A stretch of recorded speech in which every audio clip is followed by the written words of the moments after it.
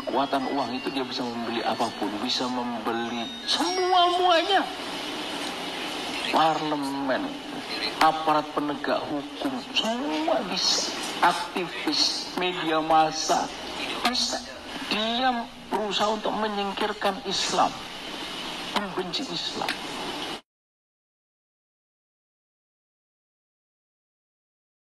Negara kita ini sedang menghadapi dua soal yang sangat penting yang mengancam negara kita ini. Apa itu? Yang pertama adalah kuasa oligarki yang makin hari makin kuat, makin erat mencengkeram negeri kita. Dengan kekuatan finansial yang mereka punya, oligarki. Bapak Ibu sekalian, ini hari harga komoditas itu melejit pada level yang sangat tinggi yang tak terbayangkan oleh kita di masa lalu. Belum pernah dalam catatan Republik ini harga komoditas batubara khususnya itu sampai pada level angka yang luar biasa ini. $450 per ton batubara. Bapak Ibu sekalian, ongkos produksi 1 ton itu 30-35, let's say $40 per ton. Produksi tahunan nasional kita itu lebih dari 600 juta ton batubara. Sebagiannya untuk DMO, Domestic Marketing Obligation, DMO 25%. Tapi sepanjang 25 tahun nggak pernah tercapai DMO itu 25%. Mengapa? Karena mereka lebih sering ekspor daripada harus dijual ke dalam negeri yang dipatok harganya $70 per ton.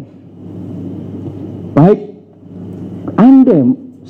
mereka untung $1 saja, ekspor total itu lebih dari 400 juta ton 1 tahun.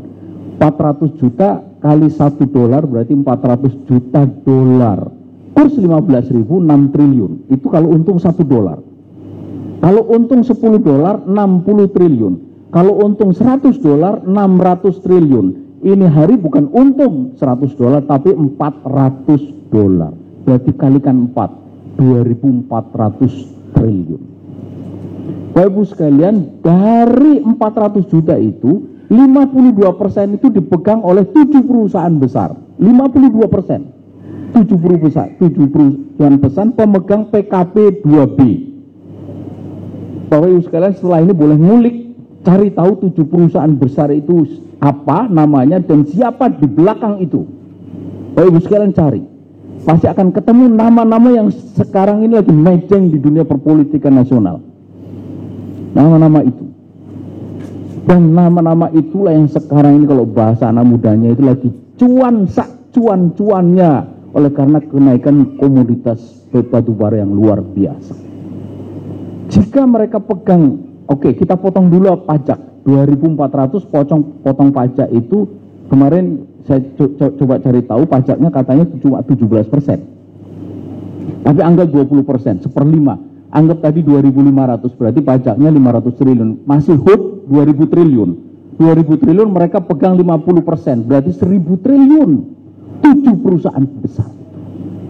Karena itu ini hari orang-orang itu tuh pegang duit triliunan, puluhan triliun, bahkan mungkin ratusan triliun. Karena itu setahun. Padahal ini sudah jalan berapa tahun ini. Bapak Ibu sekalian, nah uang itulah yang sekarang dipakai untuk membeli apapun ini hari. Membeli apapun. Bapak Ibu sekalian, kalau ditawari 100-200 juta mungkin masih. Tapi kalau 1-2 M mulai 20-30 M.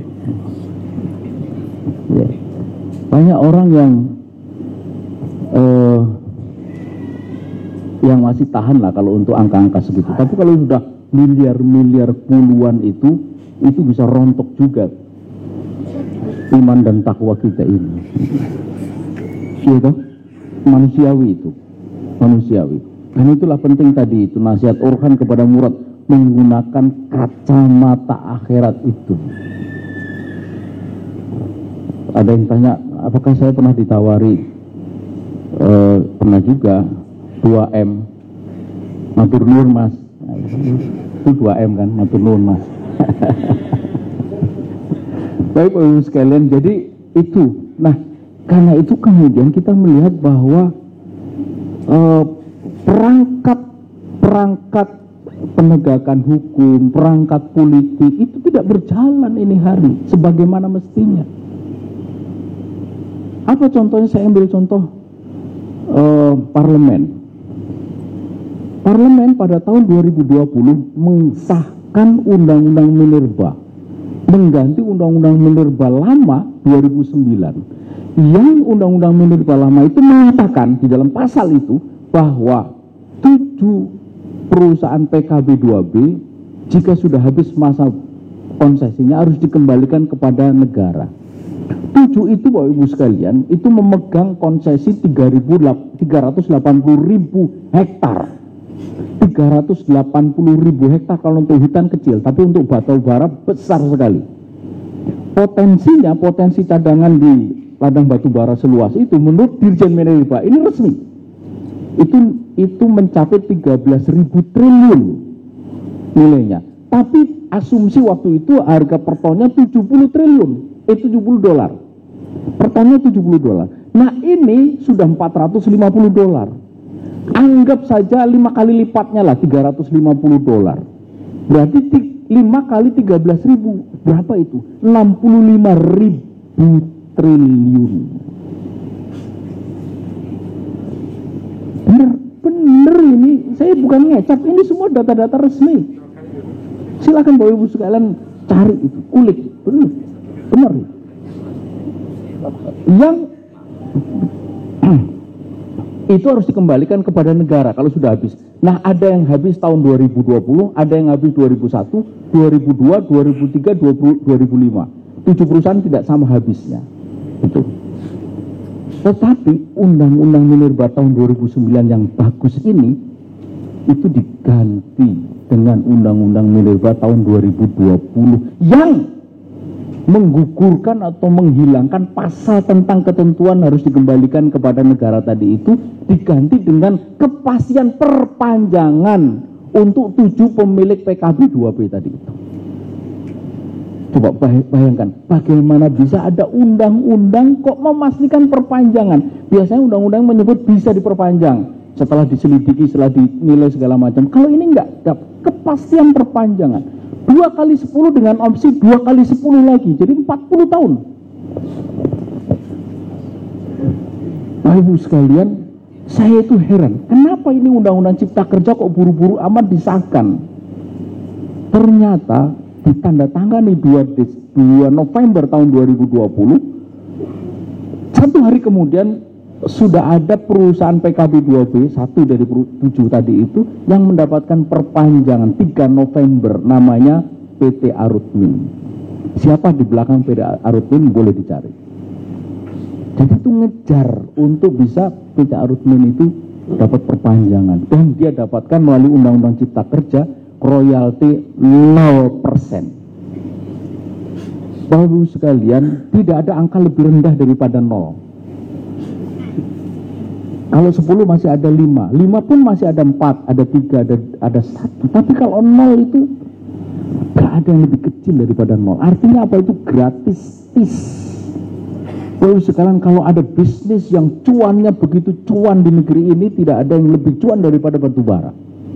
CPO luar biasa harga internasional sekarang, tapi dia ada nanamnya 5 tahun, mesti tunggu panen, dirawat segala macam, ada risetnya, ada penelitiannya, ada macam-macam di situ. Tapi kalau batu bara kapan nanamnya?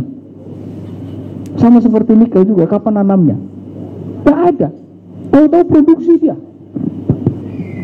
Tidak diperlukan teknologi, cuma diperlukan teknologi untuk seperti teks proklamasi itu, ngambil sebanyak-banyaknya dalam tempo sesingkat-singkatnya. Lalu sekalian, ini yang kita sedang hadapi ini hari. Kombinasi oligarki yang membuat akhirnya semuanya tidak berjalan. Seperti tadi itu, parlemen tidak berjalan. Mengapa? Karena dengan kekuatan uang yang ada, dia bisa membeli bukan hanya anggota parlemen, bisa membeli partai. Ketika partai dibeli, maka undang-undang apapun bisa dibuat. Bahkan dibuat dengan cara yang sungguh-sungguh merobek nurani kita. Bagaimana bisa parlemen mensahkan sesuatu yang dia sendiri tidak memegang yang disahkan? Undang-Undang Cipta Kerja itu disahkan oleh DPR dalam keadaan di mana dia tidak memegang yang disahkan. Setelah disahkan masih berubah lagi, sudah ditandatangani masih berubah lagi. Itu musyawarah tingkat RT pun nggak sekonyol itu. Ini hari terjadi. Dan lagi dengan kekuatan uang itu dia bisa membeli apapun, bisa membeli semua-muanya. Parlemen, aparat penegak hukum, semua bisa. Aktivis, media massa, bisa. Nun sewu, termasuk juga, mohon maaf, ulama, bisa. Makanya ada ulama yang dihormati, ada ulama yang dihargai. Maksudnya berapa harganya? Ini mohon maaf. Insya Allah tidak ada di sini. Ada ulama khos, ada ulama kes. Itu yang terjadi. Ibu sekalian, akibatnya apa? Akibatnya kita ini seperti tidak punya pintu lagi. Kemana? Kalau kita bilang pintunya itu mengadu ke wakil rakyat itu sudah menjadi wakil partai. Partai menjadi wakil dari pemiliknya. Pemiliknya sudah tunduk kepada oligarki itu.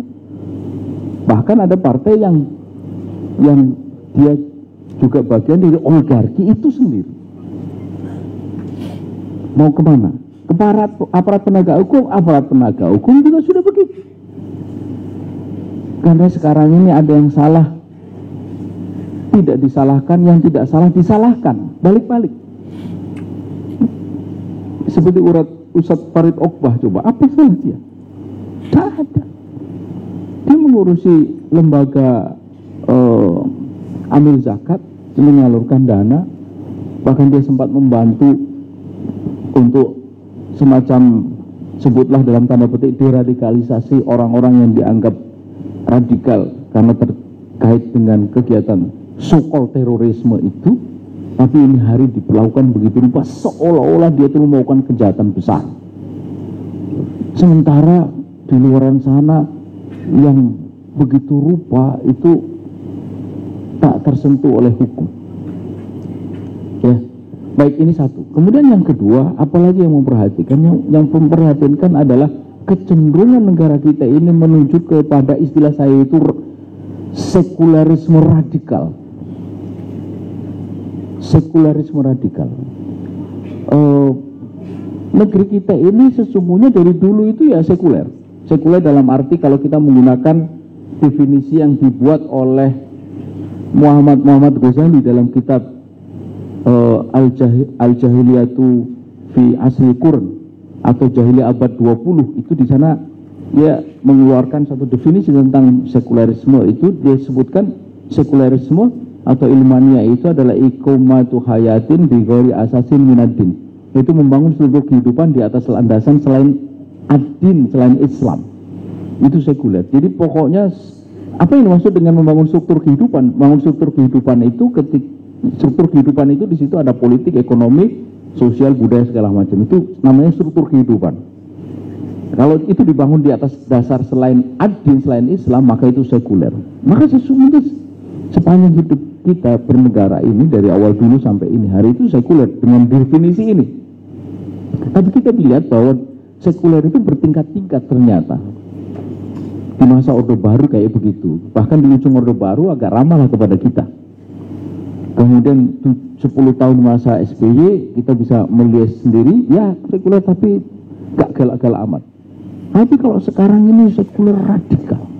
Apa itu sekuler radikal? Sekuler radikal adalah sekuler yang dia berusaha untuk menyingkirkan Islam, membenci Islam. Mereka kemudian mengangkat apa yang dikatakan war on radicalism, perang melawan radikal. Jadi sekuler radikal itu perang melawan Islam dengan sebutan perang melawan radikalisme. War on radicalism. War on radicalism ini kalau kita membaca dokumen yang dibuat oleh Rand Corporation, itu nyata di sana. Ada tokoh namanya Daniel Pipe. Daniel Pipe ini otak di belakang Rand Corporation. Rand Corporation ini dulunya adalah konsultan militer, tapi belakangan kemudian dia masuk juga ke politik dan dipakai oleh Pentagon oleh Kementerian Luar Negeri Amerika sebagai think tank-nya Rand Corporation. Di sana ada tokoh namanya Daniel Pipe. Daniel Pipe mengatakan begini, bahwa tujuan jangka pendek perang kita ini adalah melawan kaum fundamentalis. Melawan kaum fundamentalis itu tujuan jangka pendek. Jadi Rand Corporation itu membagi umat Islam menjadi 4 kelompok. Yang pertama kelompok modernis, kelompok tradisionalis, yang ketiga kelompok sekularis, dan yang keempat adalah kelompok fundamentalis. Tapi di dalam chart yang dibuat oleh Rand Corporation, fundamentalis nomor 1, fundamentalis, modernis, tradisionalis, sekularis. Nah, Rand Corporation itu merekomendasikan kepada pemerintah Amerika dan juga pemerintah khususnya di dunia Islam untuk bekerja sama dengan kelompok modernis, tradisionalis menghadapi atau melawan kelompok fundamentalis. Siapa kelompok fundamentalis itu? Rand Corporation mendefinisikan, yaitu kelompok yang menginginkan syariah, penerapan syariah secara kafah, yang anti terhadap nilai-nilai barat. Itu diantara ciri dari yang disebut fundamentalis itu. Itu jangka pendek, kata Daniel Pipe, perang kita adalah melawan kelompok ini fundamentalis. Jangka panjang, Daniel Pipe mengatakan tujuan perang kita adalah menciptakan Islam yang ramah terhadap barat, Islam baru. Ibu sekalian, jadi mereka bukan hanya melawan orang, melawan umat Islam, pemeluk Islam, tetapi juga melawan Islamnya sendiri. Karena itulah maka mereka berusaha pada tahun 2016 itu mereka menyelenggarakan satu pertemuan untuk mulai membangun apa yang disebut Islam lokal. Jadi Islam Saudi, Islam, sampailah Islam Nusantara. Ada wakil dari Indonesia yang ikut di situ. Jadi kita melihat ini hal yang kedua yang pantas untuk, yang penting untuk kita waspadai. Saya ingin mengakhiri supaya kita ada waktu untuk dialog. Nah, Bapak Ibu sekalian, war on radikalisme atau perang melawan radikalisme itu beriringan dengan usaha untuk mewujudkan Islam moderat. Nah, Islam moderat ini nama lain dari yang disebut Daniel Pipe itu Islam yang ramah terhadap barat itu. Dan Islam moderat, narasi Islam moderat itu bukan hanya berhenti pada narasi, tapi juga sudah masuk ke peraturan perundang-undangan. Mungkin tidak banyak tahu bahwa tahun 2009 sudah disahkan Undang-Undang Pesantren. Bapak Ibu sekalian boleh juga Pak cari tahu Undang-Undang Pesantren itu seperti apa, tapi di sana disebutkan bahwa tujuan dari pesantren adalah mengembangkan pemahaman agama dan pengamalan agama Islam moderat. Jadi sudah masuk di dalam diktum peraturan perundang. Nah, Islam yang moderat itu seperti apa disebutkan di sana? Yaitu Islam yang sesuai dengan ini. Jadi ini hari Bapak Ibu sekalian, Islam yang diturunkan oleh Allah Subhanahu wa taala untuk mengatur hidup kita, ini hari coba diatur oleh mereka. Bahwa Islam yang boleh berkembang adalah Islam yang begini. Kalau Islam yang tidak begini ini namanya radikal. Ini tidak boleh berkembang di negeri ini.